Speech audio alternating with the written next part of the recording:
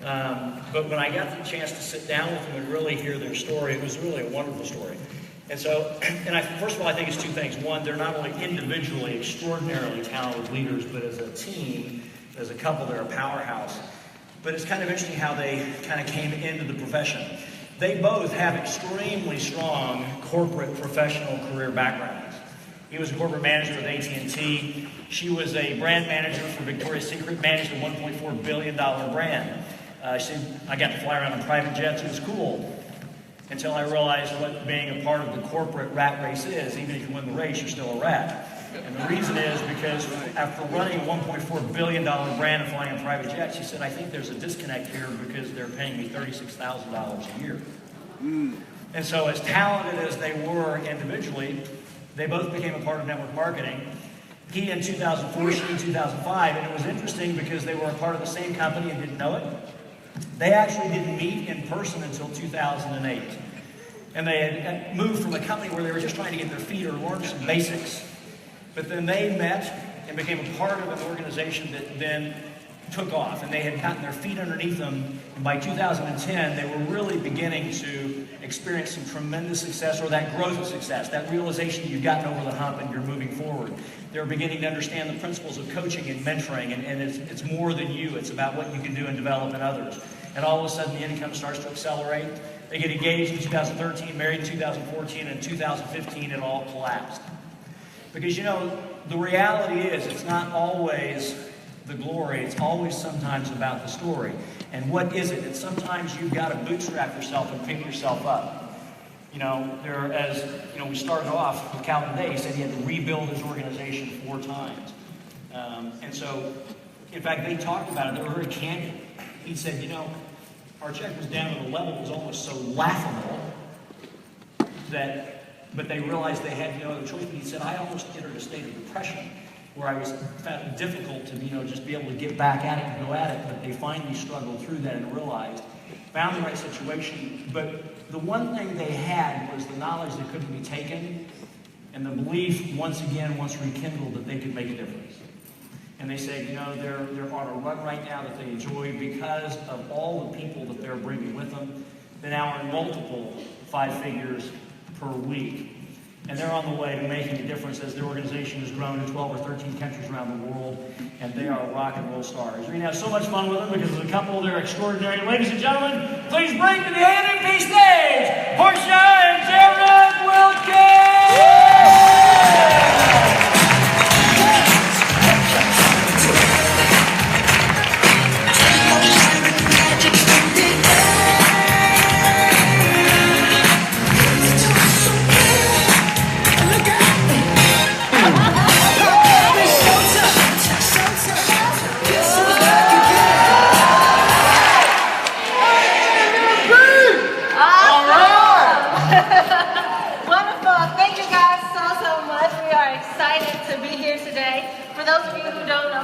Porshea Wilkins from Houston, Texas. Anybody from Texas in the house?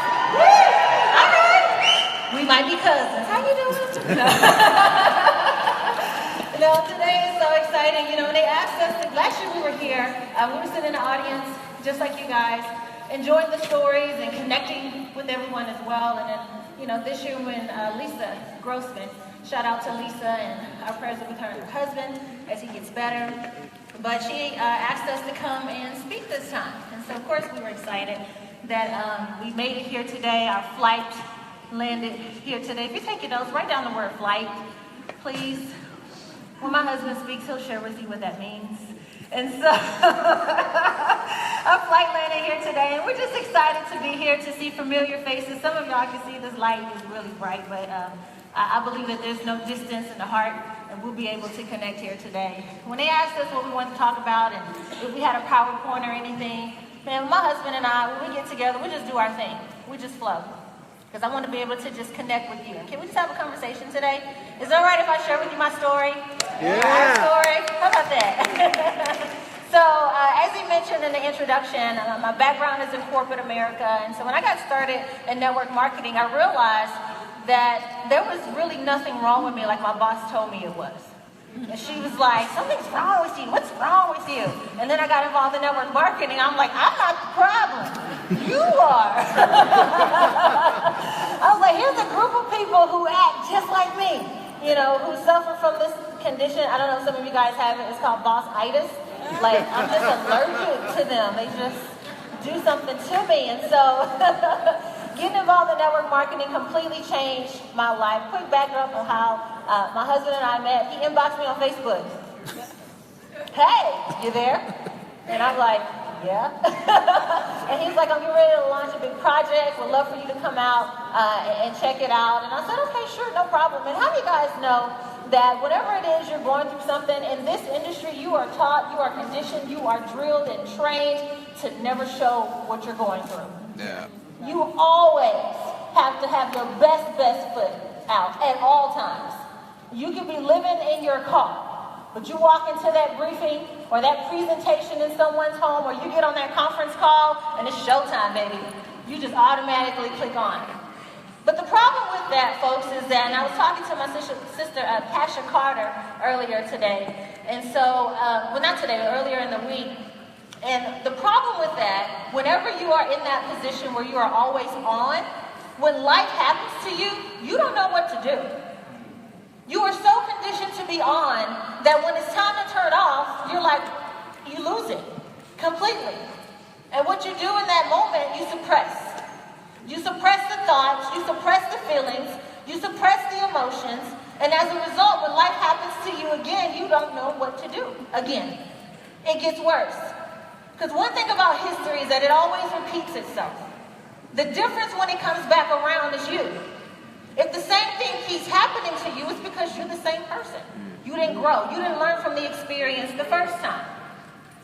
And so as my husband and I continue to grow and develop in this industry, we've had the transition in our career. How many of you guys have had the transition before? Raise your hands so I know I'm in here with family. Okay. And during that season of transition, we call it that place where it's, you don't know where you're going, but you know for a fact where you're no longer staying. And when you're in that place, if you don't have the right people around you and you don't have the right mindset and a proper foundation, for me spiritually, it will mess you up. And during that season of transition, I saw my husband slip into a depression. For those of you who know my husband, you know there isn't a shy bone in his body. This man, when he was born, he didn't cry. He had a mic, and he was telling the doctor to believe in himself. He looked at the doctor slapped him on the butt, and he was like, "You are good enough." That's what he told me. So to see him go through that season where he was literally, guys, on the couch in our living room, scrolling through his phone with the blanket up to his neck, just doing this with his thumb, not wanting to talk to anybody, not wanting to go anywhere. Motivate who? For what? I don't care. I'm done with this industry. It's a wrap. The reason being is because when you go through that season of transition, you realize who your friends are and who your friends are not. Yeah, right. You realize who really has your back and who's trying to stab you in it. Yeah, you good. I just got to tell the truth here today, folks. All right. And you realize also who you really are. I had to remind my husband daily, dude, you got this. I gave him about a week or two to slumber, because we were getting called all kind of names, said all kind of negative things about us, privately, publicly, and all of that, and it hurt. It hurt. And what we chose to do, instead of suppressing the feeling, we chose to face it, because we didn't want to carry that hurt with us into the next season. Because what happens is, if you don't deal with the drama right then, when it happens, guess what?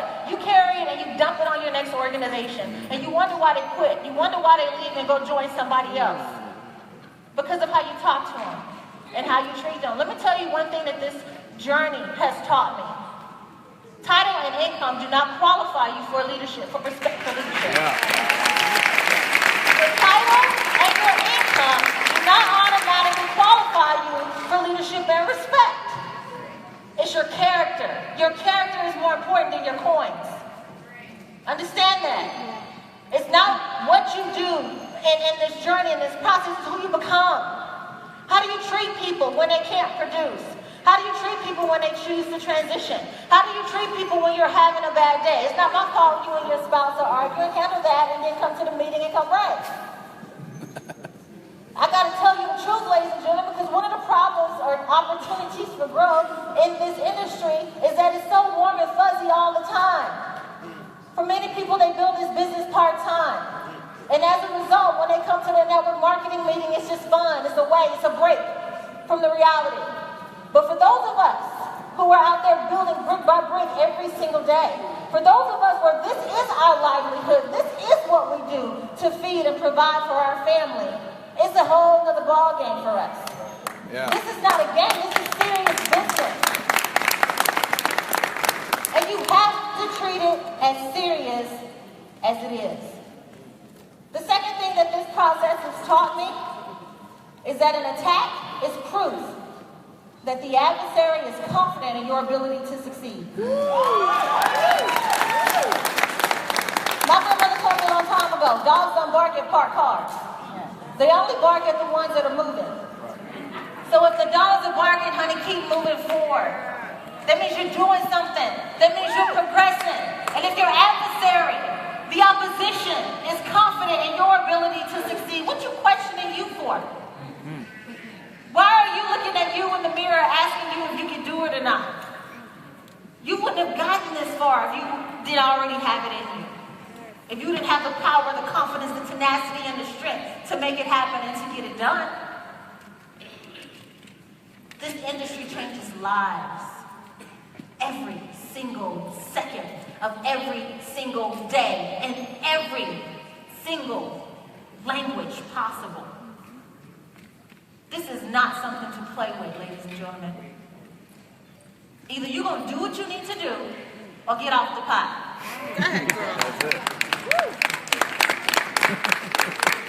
One or the other. You got to make that decision today. When my husband finally came out of his depression, and here it is, for those of you who are married and building a business with your spouse, understand something. When they are going through that season, it is not, you are not helping them if you're fussing at them. Right. The way that you help them is you pick up the slack that they can't carry anymore. You do the calls. You do the meeting. If you are in a relationship or building in a partnership and you are put in a position where they can't do it anymore and you don't know what to say on the call or what to do in a meeting, step your game up. You should know. I don't care if this is just their thing. If y'all are one, there's no such thing as his and her thing. It's our thing. That's right. Get in the trenches with them. Strap up your boots with them. Get out there and do the work with them.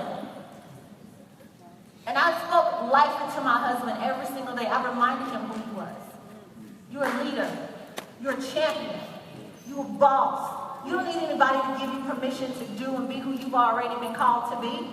When God puts you on, man can't take you off. You know who you are. So you get up off this couch, bruh, and go do this work like you're supposed to, or you ain't getting no cookies and ice cream. I ain't seen him on that bed in so long. I'm ready to go do the call. No, I'm serious. But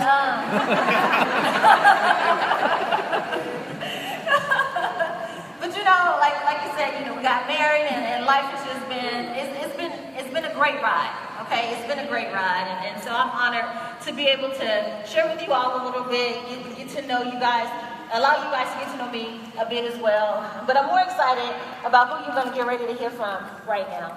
This gentleman is absolutely phenomenal. In my opinion, he's the best of the best.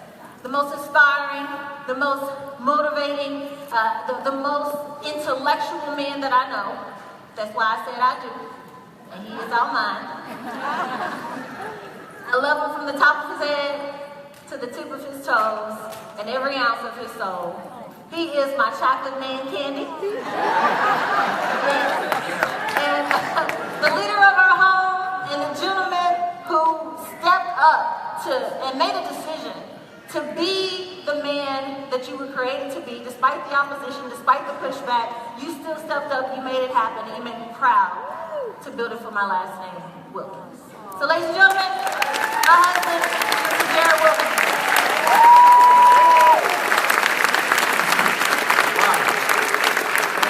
In case you were wondering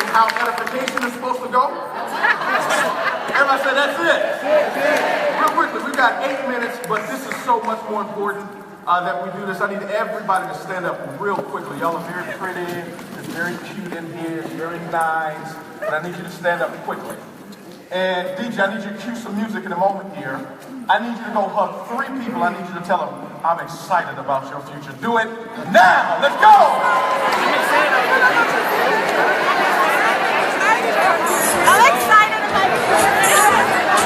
I'm excited.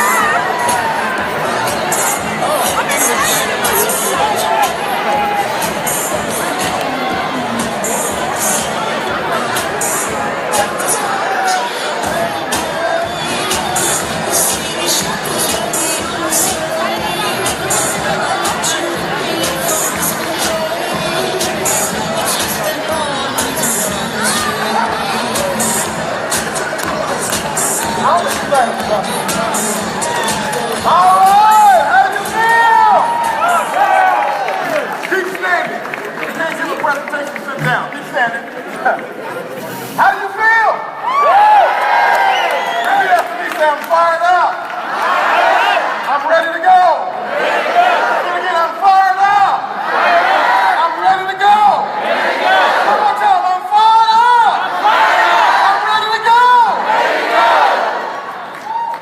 I am fired up, and I want you to stay standing. Like, why? It's called following instruction, right? But I'm fired up for several reasons. Obviously, we were here, and I'm very honored to be asked to just share a couple of words with you. But we were here last year, and you said flight for a reason, because I had an ingenious idea as we were coming out of this transition that we were going to save money coming in from Houston to Dallas. Let me talk to this side. That's the bougie section. So we decided to save money. Everybody say save money. Save money. So we drove from Houston in our car. Yeah, we drove.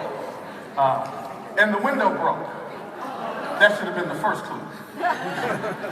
But we experienced the event. It was phenomenal. Had a good time connecting with people. Decided to leave. We get in the car, fill up the gas, we get down the road, and the air shocks on the CLS 550 Mercedes go completely out. Now I'm in my low rider. We pull over to NTB. NTB says, yeah, we'll be able to fix it, but we got to order the parts for Mercedes. Here's the note for you. Stop going to unauthorized dealers attempting to fix your network marketing vehicle. We take it into NTB. NTB is quote unquote fixing it, so we get another hotel stay for 3 days. We stuck in Dallas. They finally fix it. We get in the car, we start driving back down to Houston, we get 30 minutes out the road, and it breaks down again. Here we are on the side of the road, all types of trailers are coming by, trucks are going by, and I'm still trying to explain to my wife, this is a good idea to save some money. Everybody sit down. Everybody stand up. I'm teaching you network marketing. See, you see how many of you didn't even want to stand back up? That's what happens with your distributors. They hear no. They can't stand back up. Everybody stand up. Everybody. Ma'am, don't make me come down there. This is network marketing here. So now, they have to call a tow truck. Now, you know, I have some choice words. I'm not all the way fully developed. I'm personally developing. So I had some choice words because you've had my car for 3 days, paid almost $3,000, and it's still broken on the side of the road. Now I got to figure out what's going on. They said, well, you call the tow truck and have a tow truck tow it back. I said, no, I'm not calling anybody. You call the tow truck. Well, the tow truck guy comes in, he pulls up, and they told the car to Waxahachie. Is that right? Everybody say Waxahachie. Say it again, Waxahachie. Put that in your notes, say it at a presentation, everybody's gonna join. Now, we're in Waxahachie, and they looked at the car, and I could tell by how he looked at the car, they didn't know what they were going to do. So now we said, can we get a hotel in Waxahachie? They said, no, there's a church revival. Everybody sit down. There's a church revival in Waxahachie. All of the hotels are sold out. I said, okay. Well, we got to get back to Dallas.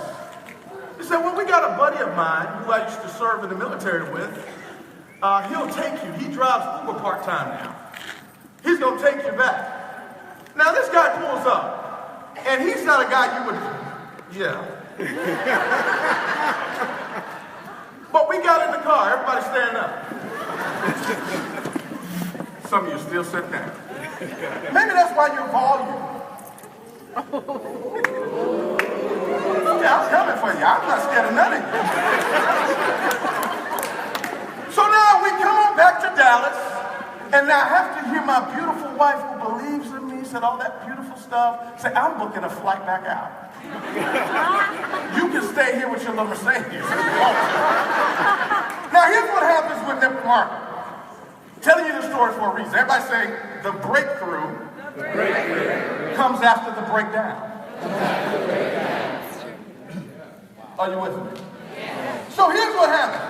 I want you to do what I do. This is network marketing, right? Right? This is, how many of y'all not in network marketing? Everybody's in network marketing. So people have to do what you do, right? Right? So here you go. I want you to do what I do. I don't want you to sit all the way down. I want you to sit a little down. Stay right there. Oh, yeah. Let it burn. Now, this is you and your team. Opposed to booking a flight, you're trying to save money. Doesn't it burn? Go down just a little bit. Sit down a little bit more. Hey, step right there.